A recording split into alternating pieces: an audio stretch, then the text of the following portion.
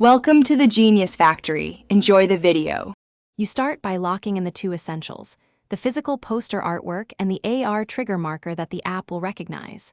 First, export a high-resolution PNG of the poster and a simplified marker image. This helps detection accuracy. Next, pick a development path R, JS for web, ZapWorks for cloud-hosted experiences, or Unity with AR Foundation for native apps.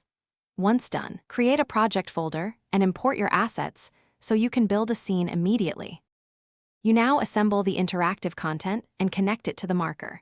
Import your optimized 3D models or video sprites and place them relative to the marker so virtual content sits naturally on the poster.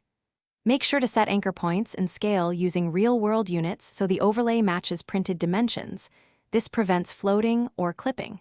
Once positioned, add simple interactivity. Tap to play, swipe to cycle, then test in editor using a webcam or device simulator to verify. You finish by exporting the AR experience and performing layered testing. Build for your target. Export WebGL for browser delivery or compile APK/IPA for native apps and include a lightweight fallback image or link.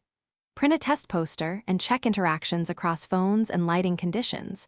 Real-world tests reveal scale and occlusion issues.